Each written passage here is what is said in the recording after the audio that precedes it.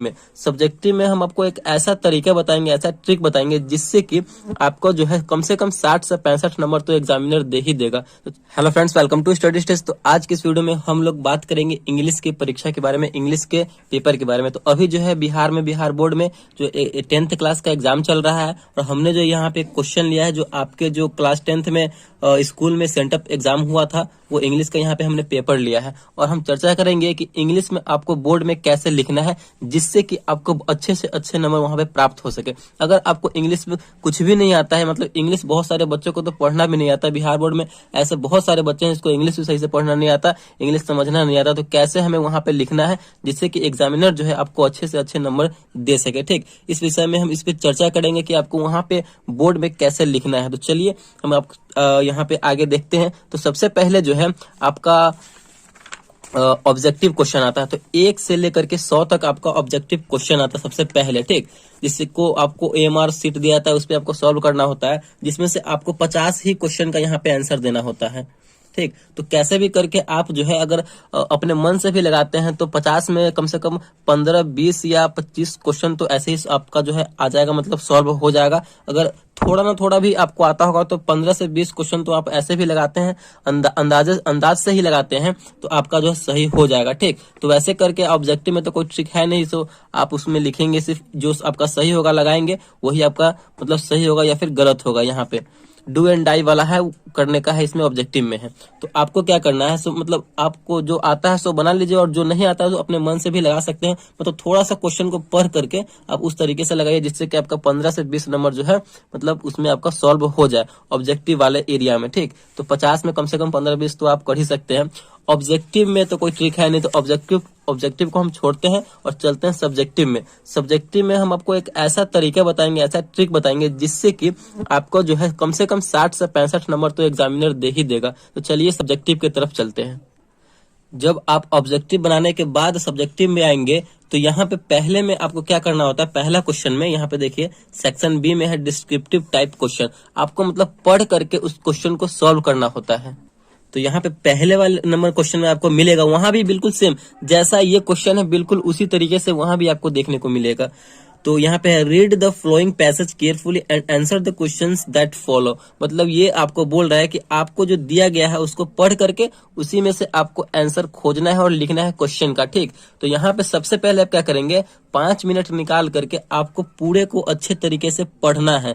आपको पढ़ना नहीं भी आता तो टूटी फूटी भाषा में आपको सबसे पहले क्या करना है, स्टार्टिंग से लेकर के यहाँ तक पढ़ लेना है। ठीक, पढ़ने के बाद आपको यहाँ पे नीचे क्वेश्चंस दिए रहेंगे। ठीक, तो पहला जो क्वेश्चन आपको दिया हुआ रहेगा वो दो, यहाँ पे देखिए ये 2 नंबर का, 2 नंबर का, 2 नंबर का और 1 नंबर का, कुल मिला के पहले वाला जो क्वेश्चन होगा वो आपको 7 नंबर का दिया हुआ रहेगा। ठीक, तो आपको देखिए कैसे सॉल्व करना है। जो एग्जामिनर आपको 7 में से 6 नंबर तो पक्का ही देना ही है, उससे कैसे करेंगे। तो ये पढ़ने के बाद आपको जो है ये पहला क्वेश्चन देखना है।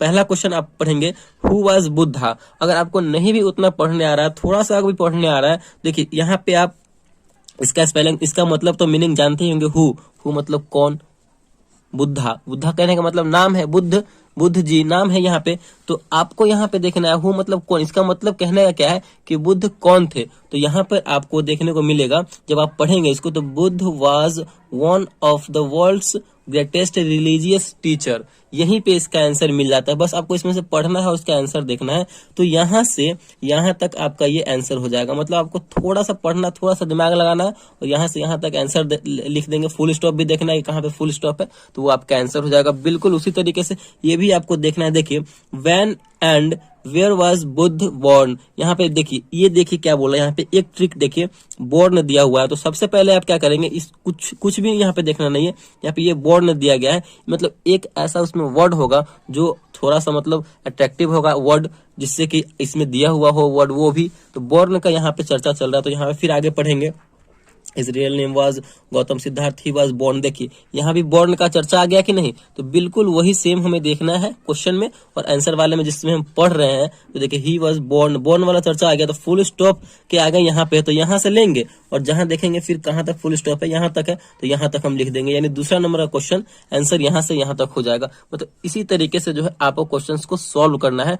आपका जो है 2 नंबर इसमें कोई नहीं काटेगा, फिर 1 नंबर इसमें 3 नंबर, तो ऐसे ही आपका यहाँ पे पक्का हो गया। ठीक, फिर आगे पढ़ेंगे, बिल्कुल आगे क्या बोला जा रहा है, आगे देखिए क्या बोला जा रहा है। आगे है why did Buddha leave his kingdom. यहाँ पे देखिए, यहाँ भी बुद्ध लीव की बात कर रही है या फिर किंगडम की बात कर रही है। आप एक या दो ऐसे वर्ड लीजिए जिससे कि मतलब लगे कि हाँ उसमें मिल सके, मतलब जो आपका क्वेश्चन दिया गया पढ़ने के लिए, आंसर दिया गया है उसमें वो दिया हुआ हो। तो किंगडम या फिर लीव या फिर बुद्ध, देखिए कहाँ पे किंगडम की अगर बात आएगी तो आपको किंगडम देखना है, कहाँ पे किंगडम दिया गया है।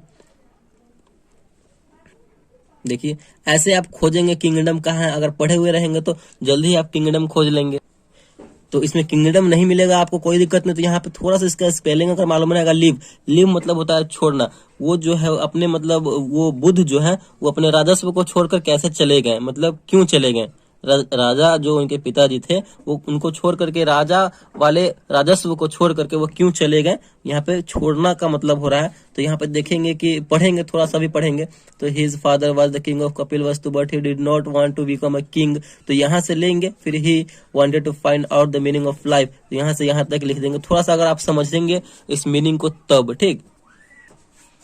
फिर आपका यहाँ पे चौथा क्वेश्चन में क्या बोल रहा है, how did he become the Buddha. मतलब कहने का मतलब कि इस पे अगर मीनिंग आपको पता है, बिकम और बुद्ध, मतलब वो जो है मतलब बुद्ध आगे चलकर कैसे बने। तो मतलब ये कहने का मतलब इसका बोला जा रहा है। एक दो मतलब मीनिंग आपको याद होगा तो आप आसान से फिर बना लेंगे। तो यहाँ पे जैसे आपने पढ़ा बिल्कुल देखेंगे वैसे पढ़ेंगे। और यहाँ पे बिकम की बात आ रही है तो बिकम देखना है कहाँ पे बिकम है। तो यहाँ पे देखिए ऐसे पढ़ेंगे तो बीकेम वाला यहाँ पे एक शब्द आ रहा है, मतलब तो बिकेम द बुद्ध और इनलाइटेंड वन। तो कहने का मतलब है फुल स्टॉप के आगे यहाँ से स्टार्ट हो रहा है। तो यहाँ से he was thinking deeply under a Bodhi tree near गया। तो यहाँ से लेंगे और यहाँ तक हम लिख देंगे। तो यहाँ पे चौथा का आपका यहाँ से यहाँ तक आंसर हो जाएगा। तो इसमें भी आपको जो है 2 नंबर आसान तरीके से जो एग्जामिनर दे देगा। तो इसका कहने का मतलब क्या है कि 4 क्वेश्चन में आपको जो है 7 नंबर में से 6 नंबर तो पक्का ही दे देगा। तो इसी तरीके से जो है हमको लिखना है इंग्लिश में, मतलब और भी आगे, चलिए आगे देखते हैं उसको।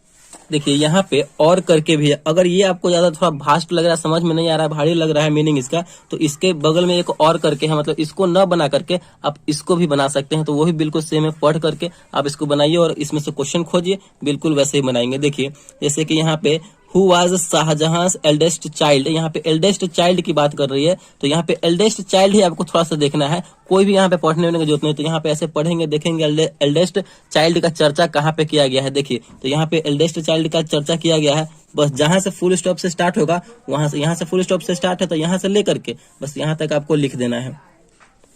यहाँ तक आपको लिख देना है, जहां से फुल स्टॉप या कॉमा बचेगा तो आपका 1 नंबर 2 नंबर आराम से दे देगा। तो इसी तरीके से जो है हमें इंग्लिश में बनाना है। चलिए फिर आगे देखते हैं कि आगे हमें क्या मिलता है देखने को। जब आप पहले क्वेश्चन को सॉल्व कर लेंगे तो दूसरे क्वेश्चन में आएंगे तो दूसरा क्वेश्चन भी हमारा वही बोल रहा है, रीड इसमें भी बिल्कुल सेम हमें वही करना है। पढ़ करके उसको आंसर को यहाँ पे जो पैसेज दिया हुआ उसको पढ़ेंगे और उसका हमें जो क्वेश्चन दिया हुआ उसका आंसर देना है। तो बिल्कुल वही तरीका हमने बताया आपको। यहाँ पे उसको पढ़ना क्वेश्चन को, how is Madhubani painting done. तो यहाँ पे पेंटिंग डन की बात कर रहे हैं, मतलब एक दो ऐसा वर्ड इसमें दिया हुआ रहेगा जिसमें दिया हुआ रहेगा, ठीक। तो वही वर्ड हमें खोजना है। तो पढ़ने के बाद मतलब 5 मिनट निकाल के आप पढ़ ही लीजिएगा, जिससे कि आपको और भी ज्यादा आसानी हो जाएगी खोजने में। तो पेंटिंग डन वाला बात बोल रहा था, हमें पेंटिंग डन वाला बात खोजना है, किधर बोल रहा है, पेंटिंग इज डन। देखिए यहाँ पे हमें मिल गया फुल स्टॉप के बाद यहाँ पे, तो हमें यहाँ से लेना है पेंटिंग इज डन, जो जो हमें बोल रहा है यहाँ पे वहां तक आते जाना हो। यहाँ पे फुल स्टॉप दिया रहेगा आगे, बस वहीं तक हमें लिख देना। पहला क्वेश्चन का यहाँ पे आंसर हो जाएगा और आपके पहले क्वेश्चन में ही 2 नंबर का 2 नंबर पूरा फुली मिल जाएगा, ठीक। तो इसी तरीके से मतलब आपको जो है क्वेश्चन पढ़ना है। अगर ये आपको थोड़ा सा हार्ड लग रहा है तो यहाँ पे और करके दिया हुआ, इसको न बना करके आप इस वाले पैसेज को पढ़ेंगे और इसमें से जो आपको आसान लगेगा उस क्वेश्चन को बना लेना। मतलब 7 नंबर उधर और 7 नंबर इधर। तो अगर 7 नंबर 6 नंबर इधर देता है, उधर 5 नंबर देता है तो 6 5 11 नंबर देगा। अगर 6 नंबर देगा तो 12 नंबर देगा। तो 12 नंबर तो आपको ऐसे ही इसमें मिल जाएगा। तो मतलब कितना आसान सा यहाँ पे इस सबको फॉलो करना है, बिल्कुल सेम। देखिए तीसरे नंबर में आएंगे तो बिल्कुल सेम है, बिल्कुल वही है, read the poem carefully and answer the questions that follow.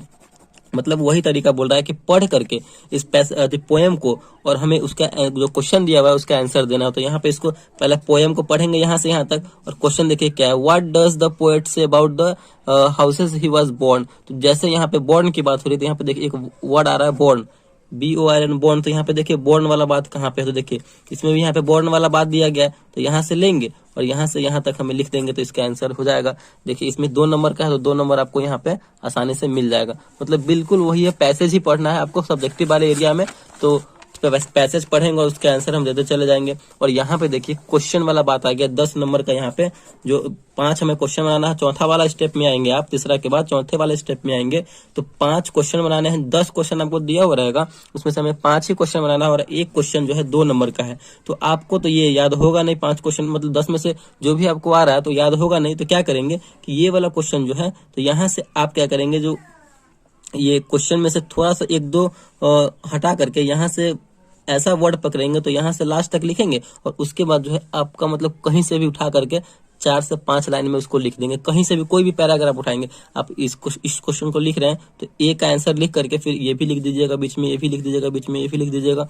ये सब जो भी होगा 4-5 लाइन में आप लिख देंगे, जिससे कि एग्जामिनर सोचेगा कि आपने जो है उसका आंसर दिया है, तो आपको यहाँ पे अच्छा नंबर मिल जाएगा। ठीक, तो सब में वही करना है, मतलब यहाँ से यहाँ तक कुछ भी इसमें से वर्ड उठा लेना है, अलग अलग पैराग्राफ से हमें वर्ड उठा लेना है, मतलब सब में मिला के हमें लिख देना है, जिससे कि आपको एग्जामिनर लगेगा कि आपने सब क्वेश्चन का आंसर दिया है, तो वो आपको अच्छे नंबर दे देगा। बिल्कुल सब में वही करना है। तो आपको यहाँ पे इसके 5वें वाले में अगर आएंगे तो आपको यहाँ पे एक पैराग्राफ लिखना होगा, यानी कोई एक किसी के ऊपर लिखना होगा, जैसे कि हो गया स्कूल पे लिखना हो गया, या फिर कोविड जो चल रहा है तो कोविड वाले पे लिखना होगा, या फिर अनएम्प्लॉयमेंट है तो अनएम्प्लॉयमेंट पे आपको तो लिखना ही आएगा अनएम्प्लॉयमेंट वाले पे। ठीक, उसके बाद जो है अभी चांसेस है होली का समय है तो आपको होली पे पैराग्राफ बोल सकता है, तो होली वाले पे थोड़ा आप अपने माइंडसेट पे बना करके लिख सकते हैं खुद से।